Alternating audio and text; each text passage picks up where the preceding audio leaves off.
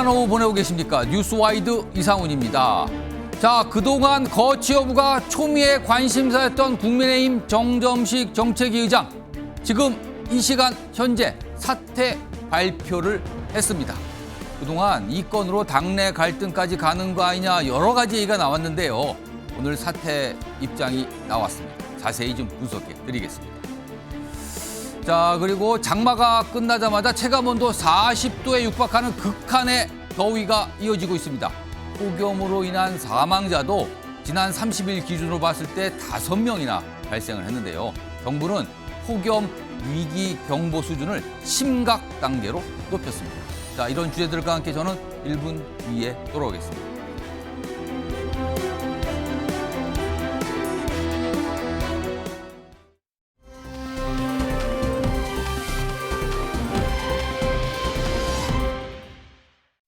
당대표가 새로 오셨으니 새로운 어떤 변화를 위해서 우리 당대표께서 가지고 있는 임명권을 가지고 있는 당직자에 대해서는 일괄 사퇴를 해주셨으면 하는 그런 의견을 사무총장으로 드립니다. 일반 사퇴 요구하셨다는데 거치 어떻게 하실 건지 한 말씀만 말씀하시면 안 될까요? 윤 대통령께서 대표님께 힘실어보시다고 생각하시는지 궁금합니다. 인선은 당대표 권한이죠. 변화하는 모습을 신속히 보여달라는 지난 전당대회에서의 당신과 민심을 따르지 않을 수 없습니다. 자, 오늘 벌어진 상황을 영상으로 먼저 전해드렸는데요. 이런 과정을 거친 뒤에 정점식 국민의힘 정책위 의장 사퇴 입장을 냈습니다. 속보로 보겠습니다. 자, 정점식 의장 이렇게 얘기합니다. 현 시간부로 정책위 의장 사임하겠습니다라고 입장을 냈습니다. 속보 계속 보겠습니다. 당 분열 막기 위해 사퇴하는 게 맞다고 생각했다. 이런 설명을 내놨고요. 다음 보죠. 당원상 당대표는 정책위 의장 면직권을 가지고 있지 않다. 아, 이거는 논쟁의 대상이 될 수 있네요, 지금. 당대표가 정책위 의장을 면직시킬 수 없다. 한마디로 말하면 물러나게 할 수 없다라는 얘기를 꺼내놓고 사퇴하겠다는 입장인 거예요. 하나 더 보죠. 다음 속보입니다. 당원상 임기 1년으로 규정돼 있다. 당대표 면직권 행사 불가하다. 자, 사퇴는 했습니다만 확실히 뭔가 앙금이 짙고도 무겁게 남아있을 거라는 걸 추정할 수밖에 없는 얘기를 꺼내놨습니다. 지금요. 요 사퇴를 했습니다만 또 간단치가 않네요. 자, 그럼요. 지금 국회 현장으로 바로 가보겠습니다. 네, 여기까지 하겠습니다.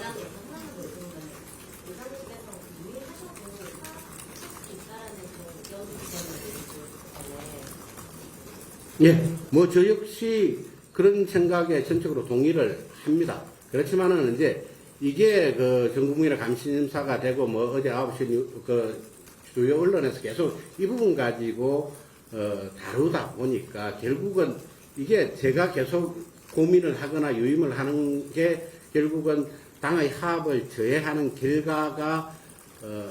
결과로 갈 것에 대한 저로서는 그런 걱정이 있었던 거죠.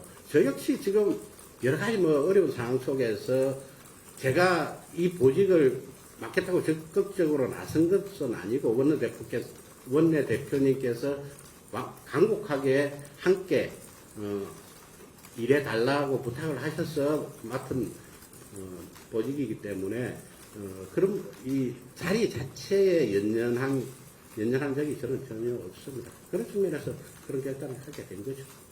자, 여기까지 하시죠. 네. 수고하셨습니다. 추가로 그러면 정책위의장 인선이 진행이 돼야 될 텐데 당대표한테 후보를 추천하시거나 이런 생각이 있으세요? 자, 정점식 의장이 사퇴하겠다. 당의 분열을 막기 위해서 사임한다. 그러나 당대표는 정책위 의장에 대해서 면직권이 없습니다. 그리고 정책위 의장은 당원상 1년 임기가 보장돼 있습니다. 그러니까 본인은 그 자리를 계속 지킬 수 있었으나 당 분열을 막기 위해서 어쩔 수 없이 물러나는 겁니다. 당대표가 저를 자를 수 없습니다. 이 얘기를 하고 물러난 겁니다. 상황 요거 간단해 보이지 않은데요. 일단 이런 상황에 대한 조짐은요. 오늘 오전에 열렸던 국민의힘의 최고위원회의 그 자리에서도 있었습니다. 그 내용 영상으로 확인해 보겠습니다.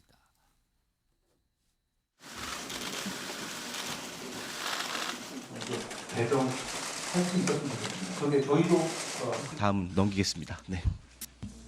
예, 오늘 발언하지 않겠습니다. 예. 간단하게 예.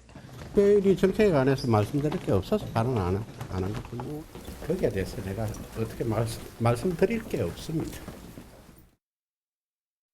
일단 분위기 그다지 좋아 보이지 않죠. 그리고 정책위 의장인데 뭐 정책에 관해서 특별히 할 말이 없어서 안 했다.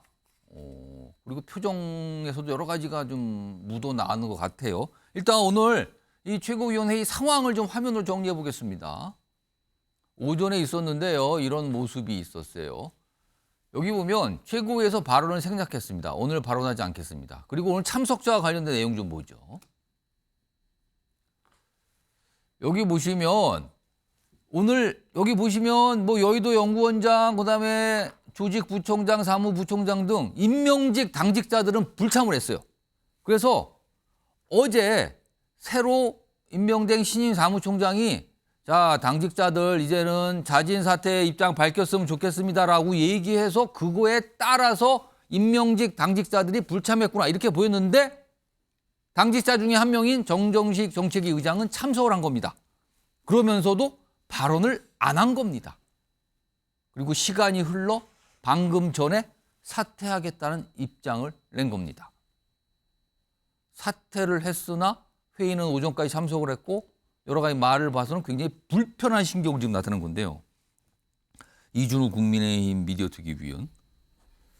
사퇴까지 일단 시간이 걸렸습니다. 그러나 당대표에 관해서 얘기를 하고 사퇴를 했어요. 이거 무슨 상황입니까 지금?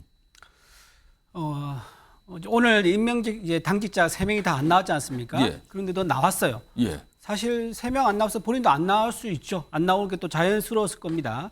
어제 이미 다 일괄 사퇴를 요구했기 때문에요. 예. 근데 굳이 참여를 하고 또 말을 안 했다는 것은 아마 어제 오후에 한동훈 그 대표와 정책위 의장 간의 면담에서 서로 좀 얘기가 있었던 것 같은데 정진식 의원님이 그걸 행동으로 반대의 뜻을 좀 표현한 것 같아요. 그러면 어제 한동훈 대표와 정정식 의장이 만났어요. 네네. 그리고 나서 그 이후에 사무총장이 당직자들은 사퇴 의사 밝히세요라고 한 게 그 뒤거든요. 그렇죠. 그럼 그 네. 한동훈 대표와 정정식이 만난 자리에서 한동훈 대표는 사퇴해 주세요. 그러나 네. 정정식 의장은 왜요? 이렇게 된 겁니까? 왜요라기보다는 시간을 주세요. 이랬을 것 같고요. 시간을 달라? 시간을 주세요. 그러면서 오늘 하루 종일 좀 고민했을 것 같은데 지금 여론이라든가 당의 어떤 또 당원들 이런 이제 당원들의 민심 이런 것들이 자기가 사퇴하지 않으면은 이게 당과 정부의 분열로 보일 수 있겠다. 분열에 본인이 주인공이 될 수 있겠다라는 생각이 드니까 부담을 많이 느끼신 것 같아요. 사실 정정식 의원님은 3선 의원이시거든요. 예. 그리고 사실 정책의장을 한 지 2달밖에 안 됐습니다. 그렇습니다. 3선 의원의 역량이 있으신 분인데 미처 발휘할 것들이 미처 발휘 능력을 발휘하지 못하고 나오는 거에 대해서 본인 사실 억울한 면이 또 있을 거예요. 이제 어떤 친윤의 어떤 그런 목보다는 3선 의원의 역량으로서 하고 싶은 것도 있었을 건데 예. 그걸 펼치지 못한 거에 대해서 아마 좀 답답한 마음이 있었을 거고 그러다 보니까 아마 오늘 나왔다가 결국은 그 당심의 그 무게를 버티지 못하고 결국은 사퇴함으로써 당정 분열을 본인이 막아야겠다 그런 결단을 내린 걸로 보입니다. 김성현 평론가. 네. 그런데 사퇴하겠다고 밝히면서도 당대표의 권한 얘기. 그러니까 당대표는 본인의 자리를 면직시킬 권한이 없다. 본인은 1년이 보장된 자리다. 이건 불만 표시 아닙니까 이거는? 뭐 불만 표시이기도 하지만 예. 정치인 입장에서 내가 이렇게 자기 희생적으로 결단을 한 거다. 이걸 좀 강조하고 싶었던 측면도 전 있다고 봐요. 그래서 이 이유가 문제겠죠. 예. 이 이후에 이 상황 관리를 한동훈 저는 당대표가 좀 해야 된다고 보는데 한동훈 당대표가 이거는 자기 희생적 결단이다 고맙다라고 좀 치켜 세워줘야 될 것 같아요. 안 그러면 이제 이거 갈등으로 갈 것 같아요. 왜냐면 이게 불만, 저 사람이 불만이 있네? 이렇게 생각하는 순간 양쪽이 또 감정의 골이 더 깊어지지 않겠습니까? 근데 제 3자의 입장으로 보면 예. 이거는 뭐 대단히 대통령실과 뭐 그 교감 하에 버티다가 결국은 압력에 이기지 못했다. 잠깐만요. 이렇게 좀 그러면 모양이 좀 빠진다. 이렇게 좀 대통령실과의 교감이란 뜻은 대통령실, 곧 윤석열 대통령은 그 자리를 계속 지키고 있기를 원했다라는 겁니까? 김상희 평론가 그렇게 보시는 거예요? 저는 일관된 메시지 해석을 제가 여기서도 했지 않습니까? 혼자 외롭게 두지 마라. 이거는 다 당직을 맡아가지고 적극적으로 참여해서 견제를 해라. 예. 뭐 이런 거였다고 제가 해석을 했었고 그 후에 그 다음에 이제 그 어제 회동을 한 후에도 제가 그런 말씀을 드렸어요. 이거는 압박일 수 있다. 왜? 인사를 할 때 포용적으로 인사를 하라고 또 얘기를 했잖아요. 그렇습니다. 포용을 해서 자기 사람을 만들어라. 그런 얘기를 했을 때 알아서 하라도 의미가 있을 수 있지만 예. 굳이 알아서 하라 그러면서 그 얘기를 했다는 건 압박의 의미가 있다라고 저는 또 해석을 했거든요. 뭐 이 방송의 다른 프로그램에서 제가 그렇게 해석을 했는데 예.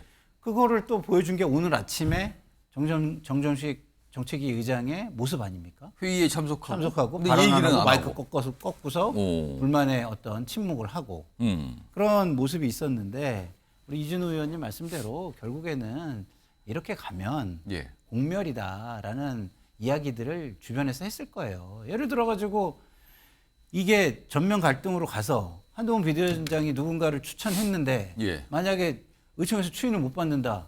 그러면 이 당이 어떻게 되겠습니까? 63%의 압도적인 당심과 민심의 지지를 받은 당대표가 예.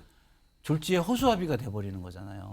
사실상의 탄핵 당한 거와 마찬가지 상태가 돼버리는 거 아니겠습니까? 그래서 그런 우려 속에서 주변에서 또 이제 지인들도 좀 압박을 하지 않았을까 저는 개인적으로 그렇게 추정을 해봅니다. 자, 일단 뭔가 매듭은 지어졌으나 뭔가 불만과 갈등은 완전히 사라진 것 같지는 않거든요. 그런데요, 그제입니다. 윤석열 대통령과 한동훈 대표가 비공개 회동을 했죠. 그게 오전 상황이었어요. 그리고는 시간이 흘러서 저녁 가까이 무렵에요. 다른 만남이 있었습니다. 화면으로 정리해보죠. 이겁니다. 정진석 비서실장과 한동훈 대표가 만났습니다.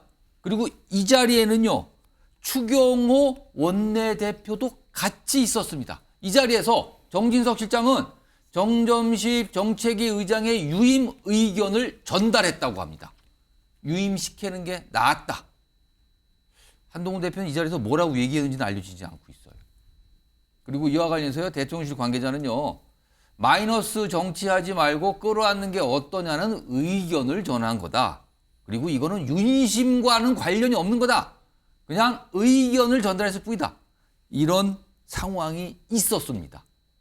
그리고 어제 오늘이 온 거죠. 자, 그러면요, 여기서 이제 많은 분들이 궁금해합니다. 저 비서실장과 한동훈 대표의 만남 전에 있었던 그날 오전에 있었던 윤한 회동, 이 발언이 알려졌잖아요. 화면을 좀 정리해 보겠습니다. 당시 발언입니다.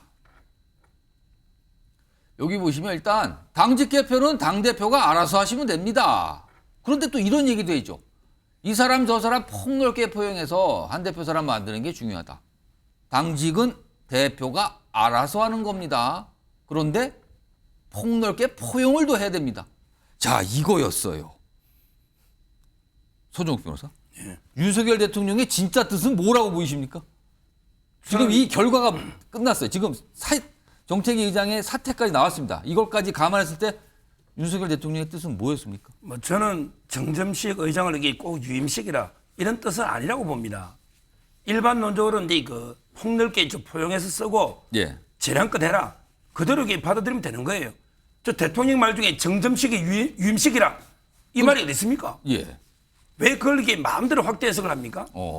그냥 대통령 말 그대로 그냥 포용하고 원칙대로 그냥 재량껏 해라 이런 말이잖아요. 근데요, 그 말씀 포용해라면 이게 정점식을 꼭 포용해라는 말입니까? 그 말은 알겠는데 그럼 이게 그제 현상이었죠. 그런데 어제하고 오늘까지 시간이 있어 이틀이나 시간이 있었는데 그 사이에 한동훈 대표는 정정식 의장을 뭐 면직시키거나 그런 것도 없었고, 그다음에 정정식 의장은 자진 사퇴를 지금 밝혔지만 어제하고 오늘 오전까지는 아무 입장이 없었어요. 이거는 왜 시간이 걸린 겁니까?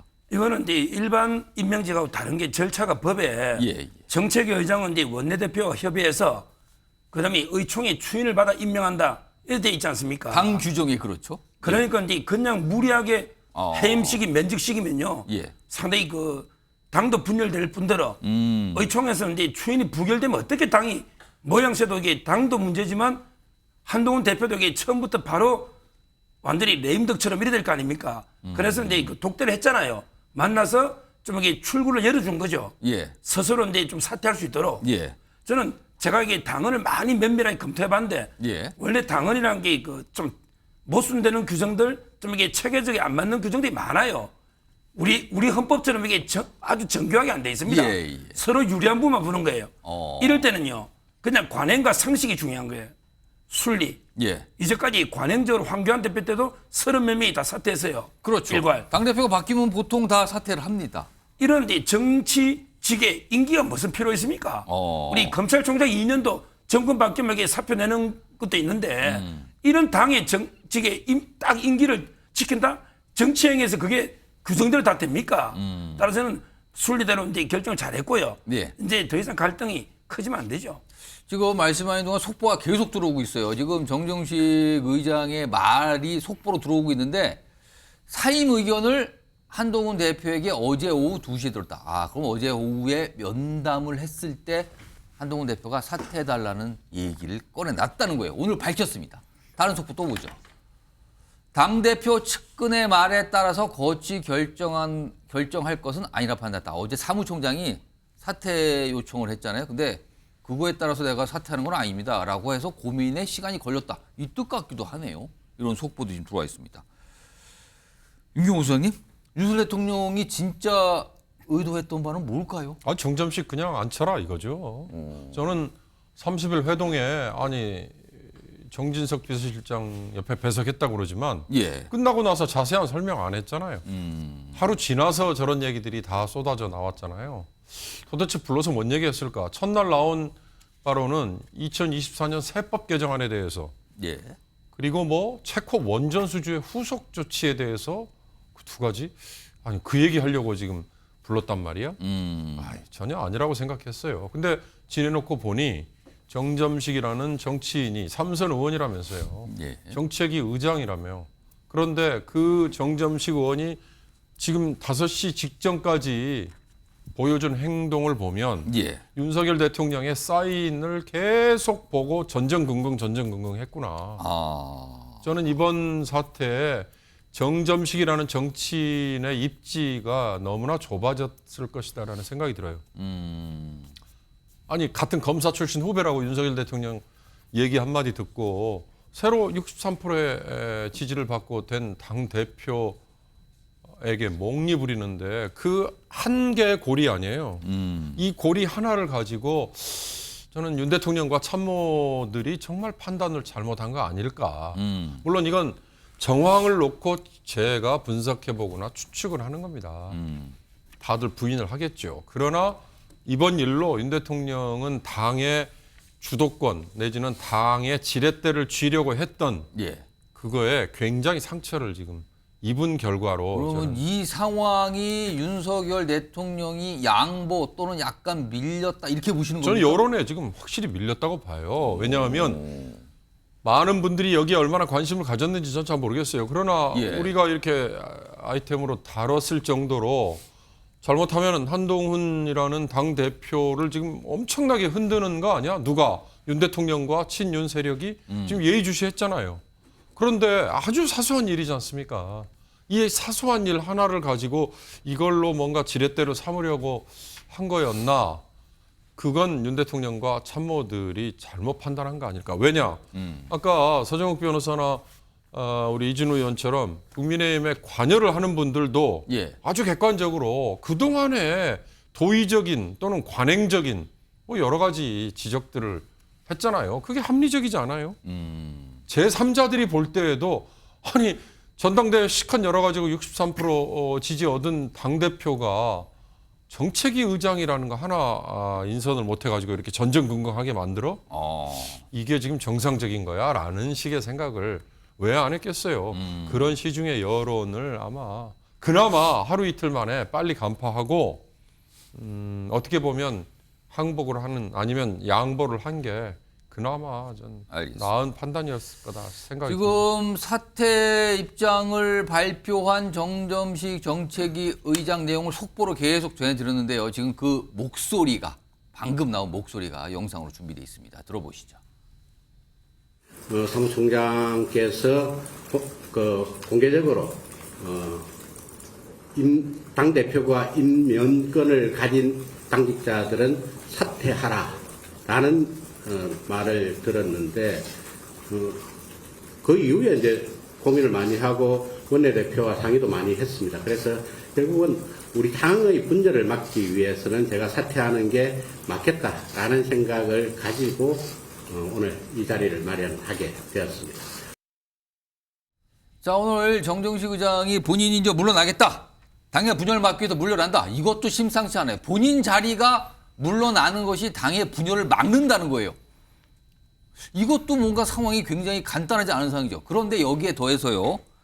본인이 맡고 있었던 이 정책위 의장이란 자리, 한동훈 대표가 면직 권한 없습니다. 당대표 권한 아닙니다. 그리고 1년 보장된 자리지만 제가 물러나는 것뿐입니다. 이렇게 얘기를 꺼내놓은 거예요. 이준우 의원. 이게요, 지금 얼마 전에 만찬도 있었고요. 그다음 비공개 회동도 있었고요. 그래서 이게 뭔가 좀 윤석열 대통령과 한동훈 대표가 이제 이른바 윤환 관계가 개선되나 보다 이런 전망과 분석 많았는데요. 지금 이 상황이요. 이거 다시금 갈등이 불거지는 겁니까? 이거 어떻게 봐야 되는 겁니까? 이 상황. 일단 갈등이 불거졌지만 예. 더 큰 갈등은 막는 선택이었다. 이제 그렇게 봐야 될 것 같아요. 오늘 이 정책위 네네. 의장의 사태가. 네네. 왜냐하면 지금 한동훈 당 대표가 이걸 본인 입으로 말한 거는 어제 처음 말한 거거든요. 그 주변에 계신 분들 그리고 이제 한동훈 대표 지지하시는 분들이 지속적으로 정정식 정책위 의장한테 음으로 양으로 계속 압박을 많이 하셨다 그러더라고요. 뭐 의원실에 연락도 전화도 많이 하고 또 핸드폰 연락 문자 폭탄도 보내기도 하고 그런 것들이 굉장히 부담이 됐을 겁니다. 그런데 만약 여기서 버티고 갔으면은 아마 한동훈 당 대표가 정책 의총을 열어가지고 이거를 안건을 올리지 못했을 거예요. 거기서 아마 논의가 이어지거나 아니면 뭐 끝장 토론을 보자 이렇게 해버리면요. 그게 한동훈 당 대표 리더십에 바로 상처가 되는 거거든요. 그래서 당 대표 입장에서도 이게 이러지도 못하고 저러지도 못하는 입장이었을 건데 예. 아마 정점식 정책위의장은 자기가 아까 말씀드린 대로 당정 분열의 핵심 주인공이 되는 것에 대해서 심적인 부담이 가장 컸었고 더 큰 분열을 막는 거는 내가 여기서 물러나는 거다. 그래서 일단은 허니문 기간을 내가 빠짐으로써 만들어준다 그러면 본인은 희생하겠다. 이제 그렇게 봐야 될 것 같습니다. 자, 오늘 정정식 정책위 의장이 사퇴 발표를 하기 전에 오전 상황이었어요. 지금 박정아 당대표 비서실장 그리고 조정훈 의원 약간 대척 관계에 있다라는 평가를 흔히 받거든요. 오늘 각각 한 얘기가 있는데요. 이른바 친한과 친윤의 입장이 반영된 걸까요? 일단 목소리 들어보겠습니다. 기한이라면 최대한 빨리 해야 지금 전당대회 끝난 지 좀 제법 됐잖아요. 빨리 일을 시작해야 되는데 최대한 빨리 해야 된다는 당위를 갖고 빨리 준비하고는 있어요.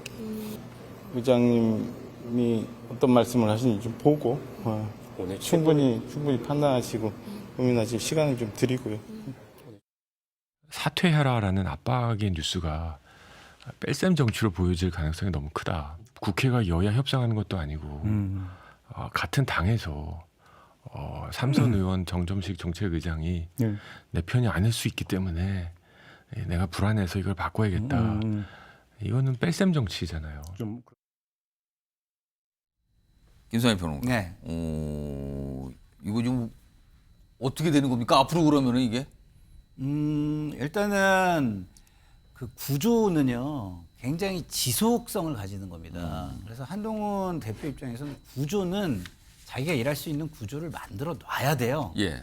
근데 구조가 만들어진 다음에 행위는 포용을 보여줘야 되는 겁니다. 예. 그래서 제가 아까 말씀드렸잖아요. 정점식 그 정책위 의장이 희생적 결단을 해주셨다. 큰 결단을 해주셨다. 이렇게 지켜 세워줘야죠. 예. 왜냐하면 이미 구조는 자기가 가져갔잖아요. 근데 구조를 가져갔는데 끝까지 물러나는 사람을 밟으려고 하면 그거는 제가 볼 때는 한동훈 대표한테도 그 자질 논란이나 인성 논란으로 또 번질 수가 있어요. 일단 이거 수습하는 거다. 잘했다. 그렇죠. 높이 평가한다. 이렇게 가는 게 좋지 않겠는가. 그렇죠. 그러면 이제 커 보이죠. 왜냐면 어쩔 수 없이 지금부터 구조와 이 제도는요. 본인 중심으로 돌아가는 거예요. 남이 뭐라고 하더라도. 김상일 표 잠깐만요. 지금 이 정점식 의장 사태와 관련돼서 속보 사진으로 하는데 저 사진 좀 봐주세요. 오늘 기자회견에 저 시계를 차고 왔답니다. 대통령 윤석열, 그러니까 대통령 시계, 윤석열 대통령 시계를 차고 온 거예요. 근데 저게 또 언론들의 카메라에 잡혔어요. 저 시계를 차고 사퇴하겠습니다. 그런데 당대표 면직권은 없거든요. 이 얘기를 꺼내놓은 거예요. 이거 어떻게 좀 봐야 됩니까? 그러니까 저기 본인은 오전에는 굉장히 좀 마음이 안 좋았던 거죠. 그래서 자기가 이렇게 착용하는 것까지도 그 자신의 감정이 좀 담겨 있었던 거 아닌가 이런 생각이 드는데 결국은 그 감정을 눌러야 하는 상황에 대해서 판단을 할 수밖에 없었다. 저는 이렇게 보고요. 그리고 저는 조정훈 의원에 대해서 한마디 좀 해드리고 싶어요. 저 참 조정훈 의원에 대해서 기대를 좀 많이 했던 정치인인데 이 정점식 의원이 사의를 표명해 달라는 게 뺄셈의 정치라는 말에 저는 깜짝 놀랐습니다. 저런 식의 사고라면 앞으로 변화는 없어야 돼요. 변화하는 모든 게 뺄셈의 정치가 돼야 되는 겁니다. 제가 볼 때는 그게 아니라 다른 분들이 다 말씀해 주시듯이 특히 우리 서정욱 변호사님이 굉장히 합리적으로 말씀해 주듯이 먼저 사의 표명을 했어야죠. 그리고 난 다음에 그래도 이거 유임시키는 게 당의 어떤 포용이나 어떤 화합에 좋지 않겠냐? 그 후에 의견을 전달을 했다면 한동훈 신임 대표를 되게 존중해 주는 거예요. 근데 제가 알고 있기로는 틀릴 수는 있지만 유임시키라는 압박이 먼저 온 걸로 저는 알고 있습니다. 사의를 먼저 표명했다면 어땠을까요? 오히려 그러면은 한동훈 대표가 훨씬 더 고민해야 되는 상황이 오지 않았을까요? 저는 이렇게 보는데 조정훈 위원장의 저런 어떤 모습을 보면서 굉장히 하수들이 많구나 대통령 주변에 이런 생각이 듭니다. 제가 좀 말씀드리면 그 뺄셈의 정치 말씀 이제 하셨었는데 이제 이런 걸 생각해 볼 수 있을 것 같아요. 만약에 한동훈 대표가요, 본인이 공식적으로 나서가지고 나는 정점식 정치의장을 같이 간다라고 입장을 많이 밝혔다, 먼저 제안을 했다 그러면 어땠을까 하는 그 상상을 할 수 있는 거죠. 그런 차원에서 조정훈 의원 아마 덧셈의 정치 얘기한 것 같은데 거기에서 이제 상대적으로 하다 보니까 뺄셈 정치가 보이는 거지. 그것도 사실은 선택할 수 있는 옵션 중에 하나이긴 하죠. 그러면 더 큰 리더십과 더 큰 한동훈이 될 수도 있는 거니까요. 아니 국민의힘에 계신 분이 저렇게 얘기한다면은 저는 한쪽 편에 너무 쓰셨다 이렇게 저는 말씀드리고 싶은 게 생각을 해보세요.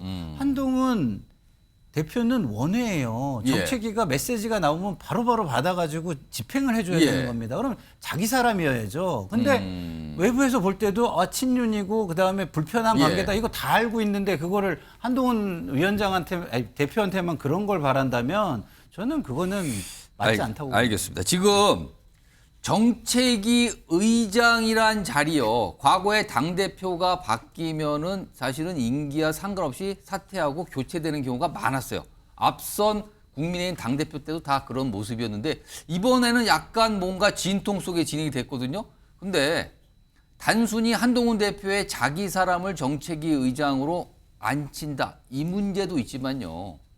최고위원 구성에서 누가 친한계냐 친윤계냐 누가 다수를 점하냐 문제도 역시 이 자리와 관련이 있었거든요. 그런 상황에서 일단 정리가 된 겁니다. 사퇴하기로. 그렇다면 지금 이 상황이라면 이른바 한동훈 대표와 가까운 인물들로 최고위원회의가 다수를 점할 수 있다. 이 상황이 가게 되는 겁니다. 그 가능성이 열린 겁니다. 일단 이 한 가지 잘 두고 진통이 있었잖아요. 그런데 한동훈 대표가 곧 만나게 될 또 다른 사안이 있습니다. 총선 백서 발간입니다. 전당대회 전에 발간할 것이냐 말 것이냐 이거 갖고 얘기가 있었다가 결국에는 전당대회 이후에 발간하게 됐거든요. 근데 발간 시점이 임박해 오고 있습니다. 이와 관련된 목소리, 방금 나왔던 조정훈 의원이 총선 백서 TF 위원장 맡았잖아요. 오늘 한 말이 있습니다. 들어보시죠. 백서 언제 나옵니까? 뭐 지금 가제본 만들고 있고요. 최고위도 구성되고 가제본 나오고 그러면 이제 최고위에 열람, 공람 의결하고 이제 세상의 빛을 보지 않을까 싶습니다. 제 혼자 쓴 것도 아니고 10여 명 넘는 당 내외 전문가들이 쓴 거고 이분들이 의결한 보고서를 정무적 이유로 수정하지는 않으리라 짐작합니다. 자, 이 백서에는 총선에서 참패한 이유를 담은 거예요. 자, 그렇다면 당시 비상대책위원장을 맡았던 한동훈 대표에 관련된 얘기가 많이 들어갔을 것이다. 책임 얘기가 많이 포함됐을 것이다. 이게 보통의 전망이었거든요. 자, 전당대회 전에 한동훈 대표와 한동훈 대표 측에서 이거에 대해서 굉장히 비판적 입장을 낸 목소리가 있었습니다. 들어보시죠. 총선 백서에 관여하고 얘기하는 사람들이 하고 있는 말들을 보시면요.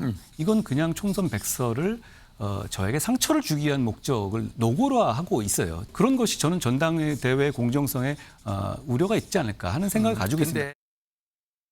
당에 있어서 이 전대에 있어서 중립을 지켜야 되는 분이 계속해서 그 중립의 선을 넘나들고 있기 때문에 이 백서에 대해서 문제 제기를 하는 것이고. 윤경호 소장님, 이제 백서 곧 발간된다는데 이거 발간되면 분명히 책임에 대한 내용이 많이 담겨 있을 거거든요. 이거 발간된 뒤에는 어떻게 되는 겁니까? 근데 이 책임에 대해서 모르는 국민이 있나요? 이를테면 정파적인 관점에 따라 이미 다 결론 난 거 아니에요. 우선 대통령 책임 정말 컸다. 왜? 영부인 뭐 등등등등 뭐 디올백 그다음에 뭐 주가 조작 의혹에 대한 그다음에 기타 뭐 그리고 불과 한 100여일 정도 지명직 완장 차고 온 당시에 한동훈 비대위원장.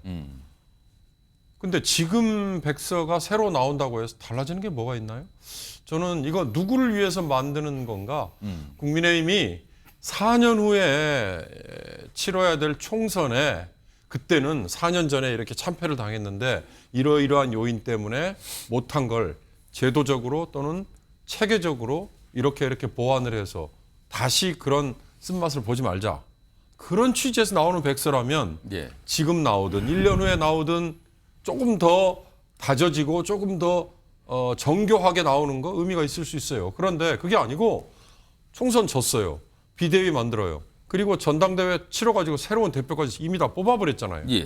지금 백서를 내본들 그걸 가지고 지난번 총선에서 졌던 이유를 다시 꺼낸다. 그 책임을 다시 묻는다. 이거 서로 맞지 않죠. 그러니까 저는 지금 국민의힘이 백서 운운하는 거 이건 이미 배 떠난 다음에 나온 거라 아무 의미가 없을 것 같다. 따라서 저기에 한동훈 당시 비대위원장의 책임이 컸다. 윤 대통령 책임은 제로다라는 억지 소리를 하더라도 전 그게 그렇게 파장이 크지 않을 것 같다는 생각도 들고 오히려 자칫 잘못하면 저런 백서를 겨우 이거 만들려고 지금까지 이렇게 고생하고 시간을 끌었어라고 혹시 조롱당하지 않을까 하는 생각도 좀 들어요. 일단 손정욱 변호사는 이 백서가 발간 뒤에 별다른 주목이나 반향이 없을 것 같다. 일단 이렇게 보십니까? 아무도 이게 안 읽을 것 같은데요. 아무도 안 읽는다. 것 같아요. 저도 안 읽을 것 같아요. 이미 당원들이 전당대회까지 해서 다 신임을 했잖아요. 책임 다 감안해서 전당대회 했는데 지금 와서 어떻게 책임을 묻습니까? 제가 이번에 대선 패배 있잖아요. 민주당. 이재명하고 이제 윤석열 대통령 그 백서가 민주당도 있더라고요. 혹시 아십니까? 민주당은 백서 발간했어요. 우상호 의원이 대표를 했는데 패배 1번 원인이 문재인 대통령의 부동산 정책이 잘못됐다. 이래 돼 있더라고요. 이건 누가 관심 가지고 이게 누가 보겠습니까? 문재인 대통령이 정책이 잘못되면 앞으로 이게 민주당이 어떻게 고쳐나갑니까? 저는 저 백서 내용을 제가 안 봤지만 이렇게 늦게 백서의 대표적인 게 저는 징비록으로 보거든요. 옛날에 서해 유승용. 근데 임진왜란 끝나고 바로 이게 준비를 위해서 썼는데 그게 병자호론 지나서 놓으면 무슨 의미가 있습니까? 그럼 지금은 병자호론 다 지나갔다? 지금 이게 전당대회 다 끝나고 놓았잖아요. 처음에 패배해서만 처절하게 반성하면서 그때 완전히 떠들곤쳤어야 되는데 지금 이게 정쟁 소재만 됐지 저는 뭐 아무 관심도 없이. 그러면 이게 왜 전당대회 전에 발간이 못 됐습니까? 그리고 이제 정파적으로 이제 해석하다 보니까 뭐 한동훈 대표 유리하냐 불리하냐 책임서 이런 것 때문에 서로 싸우다가 못 낸 거 아닙니까? 결국요 저 백서는 이제 뭐 도서관에 그냥 몇 건 꼽혀있겠지만 저 아무도 안 보는 이런 극단적으로 말하면 이게 그냥 쓰레기 아닌가 저는 이렇게 봅니다. 정말 이게 반성해야 됩니다. 그러니까 극단적으로 말하면 임진왜란과 관련돼서 백서를 내야 되는데 그게 병자호란 끝난 뒤에 나왔다. 이렇게 비유를 해주셨어요, 예, 김상익 평론가. 이 백서는요 가장 아픈 부분을 건드렸어야 의미가 있는 거예요. 예. 만약에 대통령의 아픈 부분을 건드리지 않았다면 서정우 변호사가 말씀하신 대로 그건 그냥 쓰레기입니다. 한동훈 신임 당대표의 책임이 이슈가 되는 것 자체가 의미가 없어요. 네? 그리고 한동훈 당대표, 신임 당대표의 책임도 거기 있어야 돼요, 당연히. 예. 있어야 되지만 그 부분은 있어도 한동훈 대표가 그렇게 아플까요? 이미 나오면서 그 비난을 다 받으면서 나왔잖아요. 그리고 이미 당대표로 선출도 됐고. 그러면 오히려 대통령의 책임은 기록이 별로 없고 한동훈 당대표의 책임만 기록이 많이 돼 있다. 예. 그러면 그걸 어떻게 보겠습니까, 사람들이? 아, 이건 의도가 있는 총선 백서가 맞았네. 예. 이렇게 보지 않을까요? 저는 그거는 한동훈 대표에게 오히려 힘을 실어주는, 오히려 키워주는 총선 백서가 될 것이다, 이렇게 생각합니다.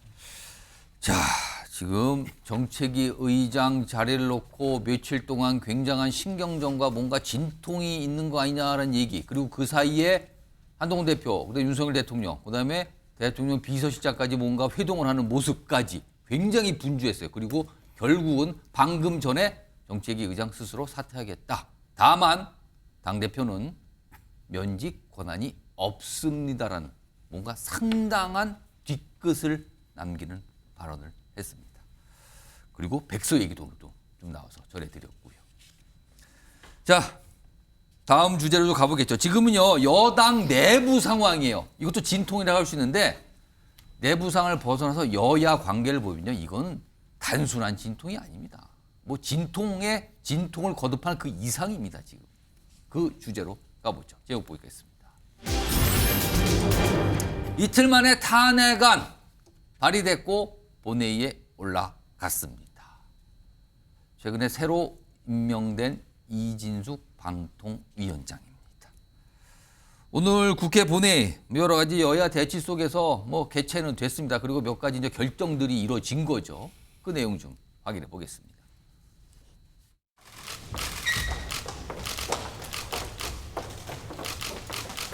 방송통신위원회 위원장 이진숙 탄핵 소추안이 발의되었습니다. 도대체 어떠한 탄핵 사유가 있길래 불과 몇 시간을 근무한 것을 가지고 탄핵을 한다는 것입니까? 방송인으로서 아니면 언론인으로서의 어떤 그 모습을 볼 때 국민적 눈높이에 맞습니까? 2024 민생회복지원금 지급을 위한 특별조치 법안 대안을 상정합니다.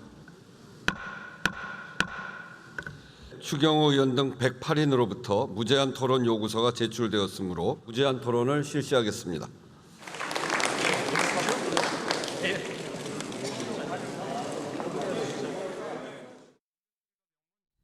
많이 봤던 장면이 오늘도 또 반복됐습니다. 그러니까 탄핵소추안 본회의에 올라갔습니다. 그리고 이제 표결할 거예요. 그리고 나서 다른 법안 또 올라가면은 여당에서는 이거 안 됩니다. 필리버스터 들어갑니다. 24시간 시간 채울 겁니다. 오늘 또 시작됐습니다. 지금 국회에서 필리버스터 하고 있어요.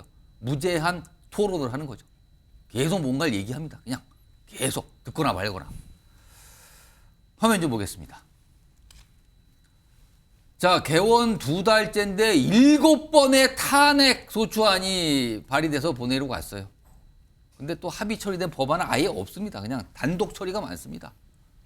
지금 보시면요, 탄핵 소추안이 뭐가 있었냐면요, 앞서서 전임 방통위원장 김홍길 위원장, 그다음에 검사 4명, 그다음에 이진숙, 지금 최근 임명된 이진숙 위원장 등등등 7번째 탄핵안이 발의돼서 올라갔어요. 그리고 법도 지금요, 방송사법 등 오늘 민생회복지원금이라는데 이 간단히 말씀드리면 25만 원 지원법이에요.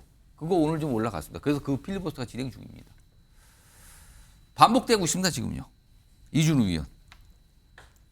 특히 이진숙 방통위원장 탄핵안은 일단 개혁신당 같은 경우는 야당이지만 반대한다는 입장을 내기도 했네요. 지금 이 반복되고 있는 도돌이표 같은 상황, 이거 어떻게 봐야 되는 겁니까? 개혁신당이 우리 당 보수 우파 쪽이라고 생각하고 있지만 편을 아마 이거는 뭐 우리 윤석열 정부와 좀 감정이 별로 좋지는 않아도 편을 안 들 수 없을 거예요. 왜냐하면 이진숙 위원장이 출근한 지 8시간 만에 8시간 근무한 사유를 두고 탄핵을 발의했거든요. 아마 탄핵안을 제출하면서 탄핵 사유를 뭘로 할지도 굉장히 고민스러웠을 겁니다. 백지로 낼 수가 없었을 테니까요. 이런 식으로 이건 탄핵을 이렇게 냈을 때는 탄핵을 해서 뭔가 잘못을 해서 그걸 따지자, 헌재 심판받자 하는 그런 목적이 아니고 예. 정쟁으로 끌고 가려는 어떤 정치적 도구에 불과하다. 이런 식으로 특검 내고 탄핵 내고 지금 검사 탄핵했죠. 장관 탄핵했죠. 남은 탄핵은 누구겠습니까? 대통령 탄핵까지 지금 바라보고 있는 거예요. 이런 식으로 탄핵을 대통령 탄핵까지 몰고 가기 위한 빌드업하는 이런 수단으로 쓰는 거는 굉장히 국민들이 보기에도 아마 탄핵에 대해서 진짜 진정성 있게 한다고 하면 국민도 공감을 하겠죠.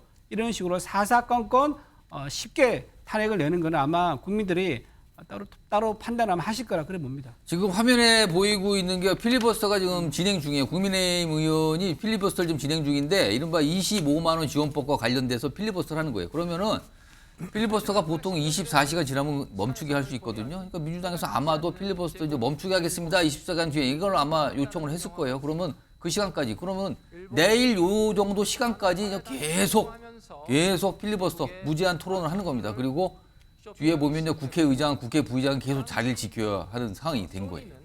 이 상황이 지금 반복되고 있는데 윤경호 소장님 지금 상황 탄핵 소추가 계속 발의되고 법안 강행 처리, 필리버스터 계속 반복되고 있습니다. 글쎄요. 국민들은 뭐 굉장히 아마 피곤한 걸 넘어서 짜증 나지 않을까 싶은 생각이 들어요. 그러니까 누구에 대한 짜증인지 뭐 따져봐야 되죠.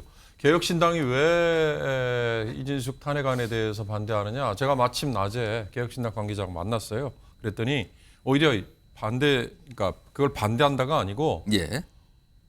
이번 이진숙 방통위원장 탄핵안은 국회에서 설사 다수에 의해서 통과가 되더라도 헌재에서 기각될 가능성이 높다라는 분석을 하고 있답니다. 왜 이전에 검사 4명에 대한 탄핵안이 기각됐을 때 헌재 재판관들의 생각이 헌법과 법률 위반에 대해서 세세하게 하나씩을 다 따져봐야 되는데 설사 헌법과 법률에 위반되는 소지가 있다 하더라도 그것이 검사라는 그 직분, 그 자리에서 물러날 정도로 과한 거냐. 중대한이라는 이 세 글자의 표현을 쓰는데요. 우리 중대한이라는 이 표현은 노무현 대통령 시절에 탄핵안이 올라갔을 때 헌재에서 결정을 할 때도 동원이 됐던 논리였고 박근혜 대통령 때도 동원이 된 거예요. 그런데 그 이후에 검사들에게도 역시 개별 사안별로 잣대들이 다 다르더라. 그런데 지금 헌재 재판관의 구성상 성향의 진보 보수 구성에서 이미 보수 쪽으로 기울어져 있는 거 등등등등을 감안해 볼 때 이진숙 방통위원장의 이 탄핵안이 헌재에서 잘 되지 않을 것 같다. 그러면 그럴 경우 어떻게 되느냐? 오히려 이진숙 방통위원장이 청문회나 뭐 법인카드 등등등등 여러 가지 도덕적인 시비가 걸려 있음에도 불구하고 날개를 달아주는 꼴이 된다. 이런 정치적인 어떤 전략 전술의 판단 이거라는 얘기를 분명히 하더라고요. 제가 봐도 그런 것 같습니다. 지금 탄핵안이 벌써 7번째 발의됐다고 했잖아요. 예. 이렇게 되면요. 민주당이 궁극적으로 밀어붙이려고 하는 윤석열 대통령에 대한 탄핵안 올려가지고 200 이상의 득표 이게 어떤 정치적인 변곡점으로 삼고 싶어 하잖아요. 그런데 국민의힘 내에서 이탈표가 생겨서 200표 이상을 확보하더라도 국민들은 대통령 탄핵안에 대해서도 피곤함과 뭐라 그럴까 좀 그냥 그저 그런 다른 탄핵안과 마찬가지로 대해버리면 어떡하나. 아까 이진숙 방통위원장 기각될 경우에 날개를 달아주는 거 아니냐라는 우려와 비슷한 결과가 그때 가서 또 될지도 모르기 때문에 국회 전략이라는 게요. 완급이 있어야지 지금 민주당이 저렇게 계속 밀어붙이기만 하는 게 득이 될까. 그걸 한번 생각해 볼 지금 시점이 된 거 아닌가 싶습니다. 자, 이진숙 방통위원장 어제는 업무를 바로 했죠. 그리고 오늘 임명장 수여식이 대통령실에서 있었습니다. 그 모습 확인해 보겠습니다.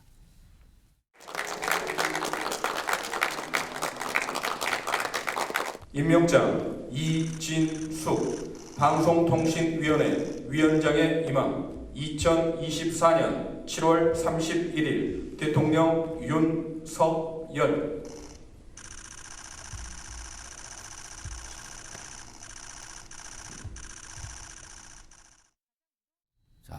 어제 출근해서 업무 개시했고요. 오늘 임명장 수유식이 있었습니다. 김상희 평론가. 네. 앞선 방통위원장 이동관, 김홍일 전 방통위원장들은요 모두 이제 민주당이 주도한 그 탄핵안이 국회 표결하기 전에 국회 표결 이러기 전에 사퇴를 했어요. 그렇죠. 이진숙 위원장은 어떤 선택을 할 것 같습니까? 이번에는 헌재 판단을 받아보려고 할 것 같아요. 그러면 사퇴가 없다. 네. 왜냐하면 정권이 바뀌고 급하게 방송의 구조를 바꿔서 장악을 해야 되는 거에 기본적인 것들, 급한 것들을 다 한 것 같아요. 그러니까 KBS 이사 이번에 임명하고 박문진 이사 교체하고 하면은 그다음 어디 하죠? MBN 하나요? 그러니까 없잖아요. 없다. 그러니까 목적을 이미 다 급한 게 없죠. 했다. 그러니까 급한 게 없다는 거예요. 그러니까 아예 일이 없다는 게 아니라 급한 게 없기 때문에 지금부터는 예를 들어서 민생과 관련하거나 아니면은 진짜 정책과 관련한 게 지체가 된다면 오히려 방통위나 여당에서 민주당에 대고 비난할 수 있어요. 이런 거 지금 이래 뭔가 좀 급하게 방통위에서 해야 되는데 거다. 이렇게 비난할 수 있잖아요. 자기들이 급한 건 없으니까. 네? 그래서 제가 볼 때는 이번에는 판단을 받아보려고 하지 않을까? 저는 이런 생각이 좀 큽니다. 소정 변호사는 어떻게 전망하세요? 저도 이제 처음부터 그래 주장했죠. 사퇴해서는 안 된다. 이제는 이제 MBC 박문진 이사까지 다 임명이 됐잖아요. 급한 거는 이제 처리됐고요. 저는 이번 기회에 확실하게 2인 체제가 적법한가 안 한가. 이걸 이렇게 분명하게 헌재에서 헌재가 이제 그걸 판단할 거다. 그 대신에 이제까지 보통 이제 한 5, 6개월, 7, 8개월 걸렸잖아요. 이번에는 이제 헌재가요 신속하게 극단적으로 말하면 이게 하루 만에도 된다 봐요. 왜냐하면 이게 2인 체제가 적법하냐 안 하냐 이거 다 고민하고 있을 거 아닙니까? 이미 아마 설레도 있을 거예요. 옛날에 KBS 수신료 분리할 때. 따라서 신속하게 왜 지금 이제 마비돼 있으니까 판결만 내려주면 뭐 저는 한두 달 안에 충분히 끝난다. 그러면 이제 확실하게 판단해주면 앞으로 민주당이 이제 그걸 가지고 탄핵하지 못할 거고요. 그리고 이제 만약에 탄핵이 기각이 되면 그 마비의 책임은 전적으로 이제 민주당이 져야 된다. 왜냐하면 이게 기각됐으니까. 검사가 기소를 했는데 누가 무죄를 받았다. 그러면 이게 피고인 잘못이 아니고 검사 잘못이잖아요. 그렇게 돼 있죠. 이것도 이게 탄핵했는데 기각이 됐다. 민주당이 전 거잖아요. 그럼 이게 마비에 대한 책임은 전적으로 민주당이 져야 된다. 이렇게 말씀드리고 하나만 더. 왜냐하면 이게 자꾸 2인 체제 공격하면서 왜 민주당은 추천 안 하는 겁니까? 추천하면요. 합리적인 분만 추천하면 예를 들어 이제 이 두 분처럼 이런 합리적인 분만 추천하면 충분히 임명한다 봅니다. 근데 저 합리적이라는 말은 그 상대가 있는 상황에서 한쪽에서 일방적으로 할 일이 아니에요. 그렇게 합리적이 아니라고 상대방을 그 생각을 하고 이 일을 하시니까 이전에 이런 일들이 일어나는 근원을 발생시킨 거 아닙니까? 자, 어제 이제 이진숙 위원장 오늘 출근길이죠. 이런 사태 관련된 질문을 좀 받았어요. 뭐 가능성이 어떻습니까 이런 건데 좀 시간을 두고 지켜보자 이런 입장을 좀 냈습니다. 시간을 두고 한번 봅시다 이런 입장을 오늘 출근길에서 좀 내놨습니다. 국회 지금 뭐 불이 안 꺼지는군요. 근데 이게 뭔가 엄청난 일을 하려고 불이 안 꺼지는 게 아니라 그냥 시간을 보내기 위해서 불이 안 꺼지는 것 같습니다. 지금 국회 본회의장. 자. 다음 주제로 좀 넘어가 보겠는데요. 지금 북한 특히 신의주 일대가 수해, 홍수 이것 때문에 거의 뭐 물에 잠겼다는 소식이 계속 들려오고 있습니다. 그 주제로 좀 가보겠습니다. 고무보트 시찰입니다. 누가요? 지금 보면 고무보트 옆에 누가 타 있습니까? 김정은 국무위원장이 타고 있네요. 지금 북한 방송이요. 북한 신의주에 큰 수해가 발생했다. 그리고 거기를 누군가 뭐 시찰하고 있다. 이걸 계속 강조하면서 방송을 좀 하고 뭐 북한 매체들이 이걸 사진도 막 공개하고 있어요. 그 모습 좀 확인해 보겠습니다. 경의하는 김정은 동지께서는 내각 총리와 당중앙위원회 비서들과 함께 침수 지역을 돌아보셨습니다.